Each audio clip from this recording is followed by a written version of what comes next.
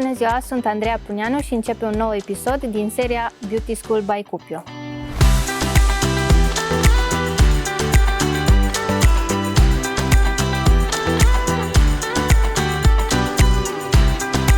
Aceasta este prima lecție din cursul Pregătirea unghiei naturale, curs ce va cuprinde 3 lecții. Prima va fi pregătirea unghiei naturale în cazul ojei semipermanente, pregătirea unghiei naturale pentru întreținere și pregătirea unghiei naturale pentru realizarea extensiilor pe șablon. Rămâneți alături de noi până la sfârșit, pentru că veți afla o grămadă de lucruri valoroase, dar avem pentru voi și 2 surprize. Am ales să vorbesc despre pregătirea unghiei naturale pentru că cea mai des întâlnită întrebare în rândul manicuristelor este de ce îmi prind aer unghiile. Iar cel mai des întâlnit răspuns este pentru că nu pregătești unghia naturală corespunzător. Dar haideți să vedem ce înseamnă mai exact pregătirea unghiei naturale. Pregătirea unghiei naturale cuprinde mai exact 3 etape. Prima etapă este de a mătui suprafața plăcii unghiale. A doua etapă este de a stiliza cuticula, iar a treia etapă este de a aplica soluțiile de pregătire.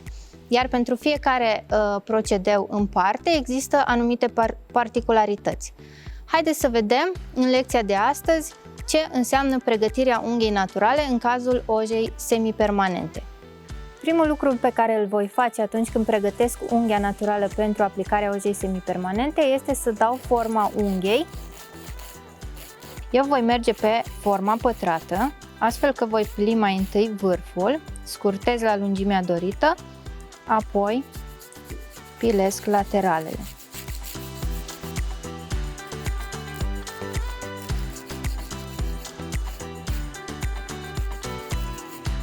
Următorul pas este să mătuim suprafața unghiei.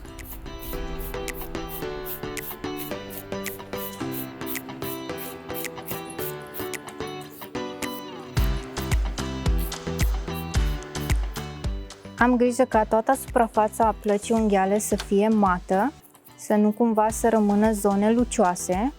Nu fac griji pentru zona de cuticulă, pentru că acolo voi curăța cu freza electrică. Pentru acest pas am folosit pila Long Lasting de 100 pe 150. Vă recomand să folosiți pe placa unghială o pilă de 180 grit sau minim 150, asta în cazul în care aveți ceva experiență, dar niciodată o pilă cu grit mai mic de 150. A venit și momentul mult așteptat să anunțăm surpriza. Tot ce trebuie să faci este să te abonezi canalului nostru de YouTube, să pornești notificările și să ne lași un comentariu în care să ne spui ce ai vrea să vezi pe viitor și poți câștiga un premiu surpriză. Mult succes și la cât mai multe comentarii! Câștigătoarea va fi anunțată tot printr-un comentariu la acest videoclip peste o săptămână. Următorul pas pe care îl vom face este stilizarea cuticulei. Pentru asta mai întâi vom împinge cuticula cu un pusher sau, dacă este foarte uscată, cu un bețișor de trandafir, iar apoi vom trece la ridicarea ei cu freza electrică. Vom împinge cuticula începând din zona de mijloc și coborâm ușor către sinusuri.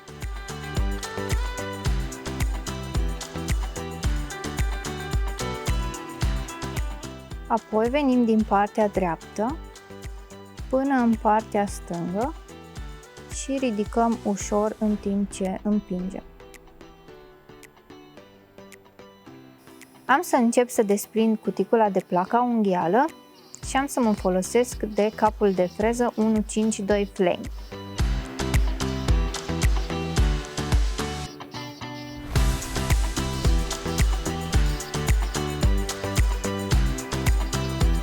Curăț și faldurile laterale.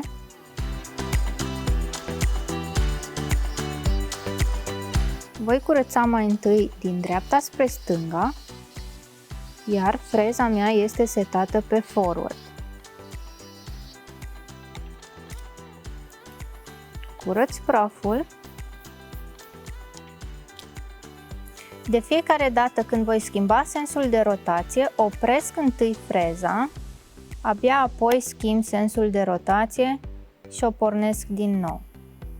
Voi folosi același număr de rotații, însă de data aceasta voi lucra de la stânga spre dreapta.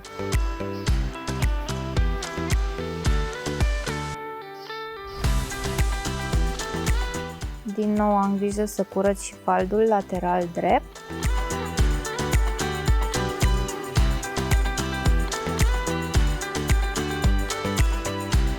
Pentru tăierea cuticulei voi folosi forfecuța Cupio Pro 18. Voi începe din dreapta spre stânga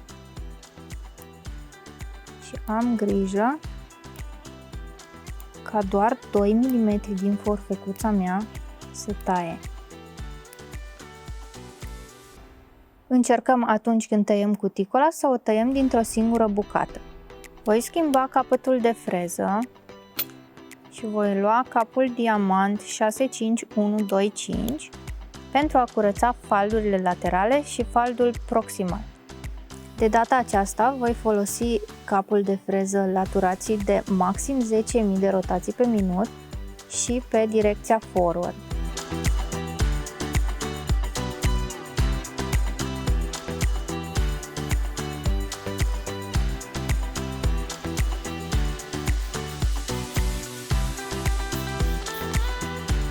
Îl voi folosi doar pe piele, nu și pe placa unghială.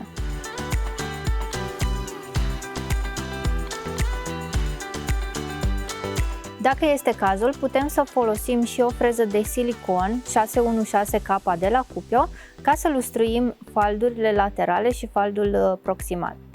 De asemenea, acest capăt de freză va trebui să-l folosim la maxim 10.000 de rotații pe minut, altfel există riscul să ardă pielea.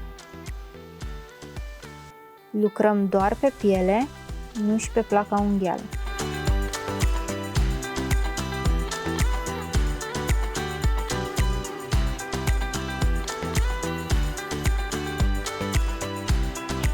Mai avem încă o surpriză pentru voi. Sunteți pregătite?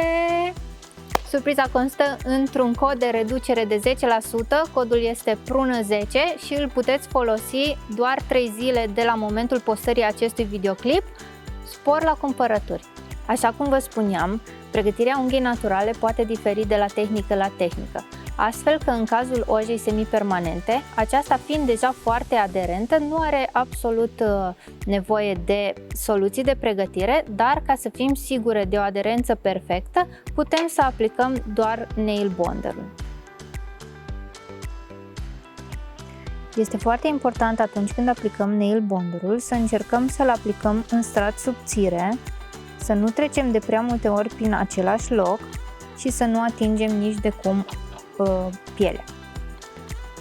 Acum că avem placa unghială pregătită, putem trece la aplicarea ojei semipermanente și a modelului dorit.